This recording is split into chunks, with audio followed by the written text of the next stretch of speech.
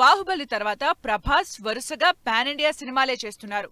ప్రభాస్ సినిమాలకు మార్కెట్ పెరగడం, దేశవ్యాప్తంగా ఫ్యాన్ బేస్ పెరగడంతో నిర్మాతలు కూడా ఎక్కడా తగ్గడం లేదు. నాగ్ అశ్విన్ డైరెక్షన్ లో వచ్చిన కల్కి ఫస్ట్ పార్ట్ 600 కోట్లతో తెరకెక్కించారు. హాలీవుడ్ రేంజ్ గ్రాఫిక్స్ తో సినిమాని విజువల్ వండర్లా తీర్చిదిద్దారు. కల్కి మూవీ చూసిన చాలా మంది హాలీవుడ్ సినిమా చూసిన అనుభూతిని పొందినట్టు చెప్పారు. డైరెక్టర్ నాగ్ అశ్విన్ తెలివిగా సైన్స్ కి తోడు పురాణాల్ని కూడా జోడించడంతో కల్కి సినిమా ఆడియన్స్ లో ఎక్స్పెక్టేషన్స్ ని మరింతగా పెంచేసింది. సెకండ్ పార్ట్ పై హైప్ క్రియేట్ అయింది. ప్రభాస్, ప్రశాంత్ నీల్ కాంబినేషన్ లో వచ్చిన సలార్ ఫస్ట్ పార్ట్ కూడా అదరగొట్టింది. నిజంగానే ఉందేమో అనేలా కాన్సార్ అనే ఓ సిటీని సృష్టించడం, ఆ ఎలివేషన్స్, ఆ మేకింగ్ హాలీవుడ్ రేంజ్ కి ఏమాత్రం తీసిపోవు. పైగా సలార్ బడ్జెట్ కూడా భారీ బడ్జెట్టే.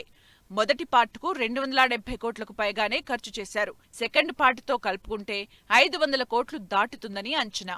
Prabhas upcoming movies fauji, spirit సినిమాలకు సంబంధించి కూడా బడ్జెట్ అండ్ మేకింగ్ విషయంలో హాలీవుడ్ స్టాండర్డ్స్ నే మెయింటైన్ చేస్తున్నట్టు తెలుస్తుంది.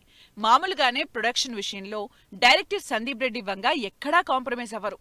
అందులోనూ ఈసారి ప్రభాస్ హీరో కావడంతో సినిమా ఇంకాస్త గ్రాండ్ గా ఉండబోతుందట. ఇక ఫౌజీ మూవీలో వార్ సీక్వెన్స్ కోసం భారీగానే ఖర్చు చేస్తున్నారట. యుద్ధ సన్నివేశాలు ఇంగ్లీషు సినిమాలకు ఏమాత్రం తీసిపోవనే టాక్ వినిపిస్తోంది.